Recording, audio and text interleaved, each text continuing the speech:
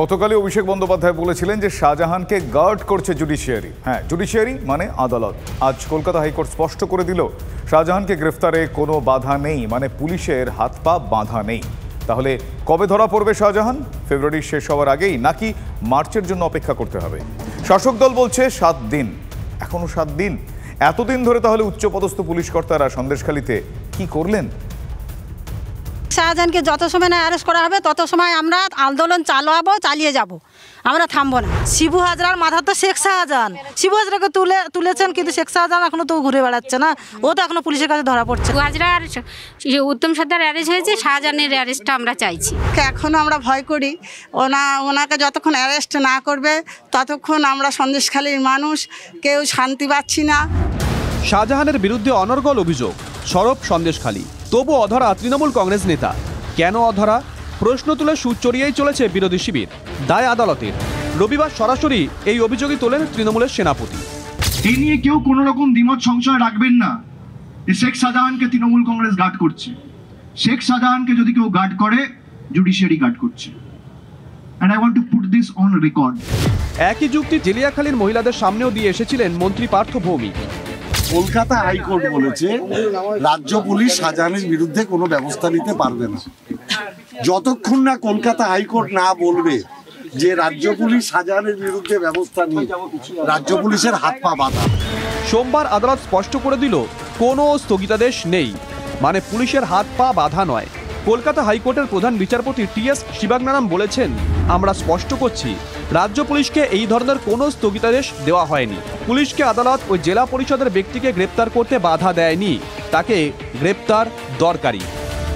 Police যে সক্রিয় এটা বোঝাতে আদালতে এজি দাবি করেন, গত 4 বছরে 43টি এফআইআর হয়েছে, 42টি মামলায় চার্জশিট দেওয়া হয়েছে। সব শুনে প্রধান বিচারপতি বলেন, অবাক লাগছে, 4 বছর কেটে গেছে, কোনো গ্রেপ্তার করা হয়নি, হঠাৎ করে রাজ্য গ্রেপ্তার করতে শুরু করলো। সংবাদপত্রে দেখা গেছে রাজ্য আদিবাসীদের পুনর্বাসনের কথা বলছে, এটাই প্রমাণ করে সেখানে অপরাধ হয়েছে, আর কোনো প্রমাণ দরকার নেই। এরপর শেখ শাহজাহানকে সন্দেশখালীর মামলায় যুক্ত করার নির্দেশ দেন প্রধান বিচারপতি। আদালতের নির্দেশের পর অভিষেকে দেখানো পথের সূত্র ধরেই মন্তব্য শাসক দলের। অভিষেক সঠিক কথা বলেছিলেন।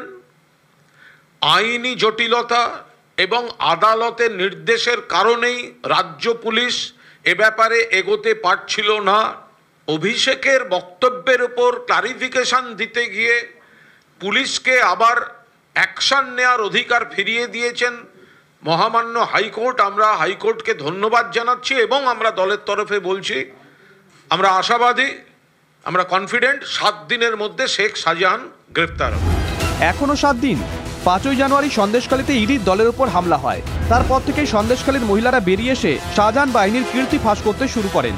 অভিযোগের বন্যা বয়ে যায়। রাজ্য পুলিশের ডিজি নিজে ছুটে গেছেন সন্দেশখালীতে, রাত্রিবাসও করেছেন। এডিজি দক্ষিণবঙ্গ সন্দেশখালীতে, ডিআইজি বারাসাত সন্দেশখালীতে। তাও আরও 7 দিন লাগবে কেন? সরকার শাসক দলের সদিচ্ছা নিয়েই প্রশ্ন তুলছেন বিরোধীরা। পুলিশের কানে আরো একবার সপাটে থাপ্পড় রাজ্য প্রশাসনের কানে। আদালত তো গ্রেপ্তার করার নির্দেশ দেওয়ার প্রয়োজন কেন হবে? পুলিশ তো গ্রেপ্তার করবে, তার বিরুদ্ধে অভিযোগ আছে।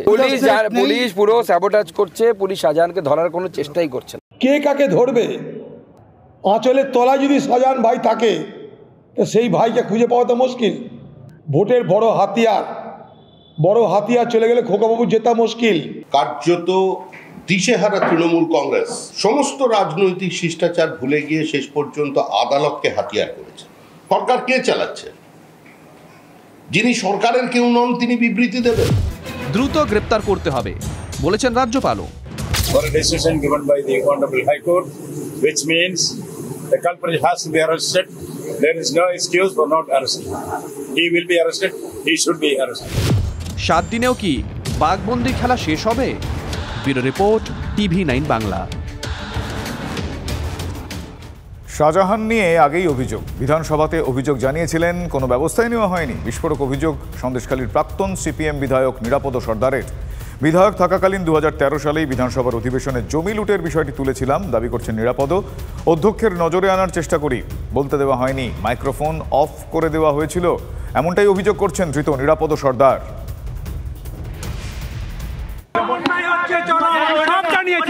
সব জানিয়েছি জানিয়েছি বিধানসভাতে, আমি জমি লুট হয়েছে সব জানিয়েছি বিধানসভাতে। জমি লুট করেছে যারা, তারা বাইরে ঘুরে বেড়াচ্ছে, আমাদেরকে বিধানসভায় 100 বার জানিয়েছি। 2013, 14 আজকের শাহজাহানদের বিরুদ্ধে, তৃণমূলের বিরুদ্ধে জানিয়েছি, জমি লুট বিধানসভায় জানিয়েছি। ব্যবস্থা হয়নি, কোনো উত্তর হয়নি।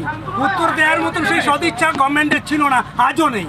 আপনি বারবার জানিয়েছিলেন, বারে বারে প্রত্যেকবার যতবার বিধানসভায় আমি গেছি ততবারই আমি বলেছি, তার কোনো উত্তর হয়নি। আজকের প্রমাণ হচ্ছে জমি লুট হয়েছে কিনা, আর কারা লুট করেছে আজকের প্রমাণ করছে সাধারণ মানুষ। যদিও তৃণমূলের দাবি নিরাপদ এতদিন কি করছিলেন, তার অভিযোগ সংক্রান্ত কোনো লিখিত নথি রয়েছে কিনা তা নিয়েও প্রশ্ন তুলেছে শাসক শিবির। যদি তার অভিযোগ থেকে থাকে, নিরাপদ সর্দার সাংবাদিক বৈঠক করেননি কেন? বেছে বেছে এই সময় বিধানসভায় কেন আমি বলতে পারিনি? আরে আপনি পার্টি অফিসে বসে বলেননি কেন? আলিমুদ্দিন স্ট্রিটে বসে বলেননি কেন? না, দ্বিতীয়ত কলিং অ্যাটেনশন বা দৃষ্টি আকর্ষণী প্রস্তাব, সেটা তো খালি দাঁড়িয়ে বলা যায় না, এটা লিখিতও করা যায়। লিখিত কোনো ডকুমেন্ট কি প্রাক্তন বিধায়ক আমাদের দেখাতে পারবেন যে উনি লিখিতভাবে স্পিকারের কাছে জমা দিয়েছেন এবং সেটা ওখানে পাঠ করা হয়নি? আমার ধারণা এবং আমি নিশ্চিত এরকম কোনো দৃষ্টি আকর্ষণী প্রস্তাব বিধায়কের থেকে আসেনি। এই নিরাপদ সর্দারের মতো একই অভিযোগ শোনা গেল বিজেপি নেতা শ্রমিক ভট্টাচার্যের গলায়। বিধায়ক থাকাকালীন এলাকায় জমি দখল নিয়ে তিনিও বিধানসভায় প্রশ্ন করেছিলেন। সেই প্রশ্ন এবং তৎকালীন মন্ত্রীর জবাব লিপিবদ্ধ রয়েছে, এমনটাই জানিয়েছেন শ্রমিক। অধিবেশন চলাকালীন ম্যানগ্রোভ দখল হচ্ছে, ম্যানগ্রোভে কেটে ফেলছে, জমির মানে যে জমি নদীর পার্শ্ববর্তী লাগোয়া যে জমির চর, সেই চরের চরিত্র বদল হয়ে যাচ্ছে, সেটা নিয়ে আমি প্রশ্ন তুলেছিলাম। চন্দ্রকান্ত সিনহা তখন ওখানে মন্ত্রী ছিলেন সংশ্লিষ্ট দপ্তরের, তিনি উত্তর দিয়েছেন, সেটা তো রেকর্ডে আছে বিধানসভায়। মুকুল রায়ের বাড়িতে হানা ইডি তদন্তকারীদের। একটি চিটফান্ড মামলায় ইডির এই অভিযান। দীর্ঘক্ষণ মুকুল রায়কে জিজ্ঞাসাবাদ করেন আধিকারিকরা। যদিও ইডি সূত্রে খবর, অসুস্থতার কারণে তাকে পূর্ণ জিজ্ঞাসাবাদ করা যায়নি। 24শে ফেব্রুয়ারি মুকুল রায়কে দিল্লির ইডি দফতরে তলব করা হয়। যদিও মুকুল রায় জানিয়ে দেন যে শারীরিক অসুস্থতার কারণে তিনি দিল্লি গিয়ে হাজিরা দিতে পারবেন না। এরপরে দিল্লি থেকে শহরে আসে ইডির টিম। দিল্লির 2 ইডি অফিসার সহ 3 জনের টিম এদিন কাঁচরাপাড়ায় মুকুল রায়ের বাড়িতে যায়, আর সেখানেই তাকে প্রায় ঘন্টা 2 জিজ্ঞাসাবাদ করা হয়। প্রথম দিন থেকে বলে আসছিলাম কোঅপারেট করব। আমরা সেকেন্ড চিঠিটা দেওয়ার পরে ওরা বলেছিল বাড়িতে আসবে, এসেছিল, কথাবার্তা বলে গেছে, কোঅপারেট করা হয়েছে এবং ওরা হ্যাপি। ওনারা এসে কি আপনার বাবার সঙ্গে কথা বলেছেন? হ্যাঁ। 28শে ফেব্রুয়ারি থেকে বাগবাজার সর্বজনীন দুর্গোৎসব মাঠে শুরু হবে চৈতন্য জন্মোৎসব ও মেলা। চলবে 3রা মার্চ পর্যন্ত। শ্রীল প্রভুপাদের 150 বছর উপলক্ষে 1 বছর ধরে বিভিন্ন কর্মসূচি পালন করবে গৌড়ীয় মিশন।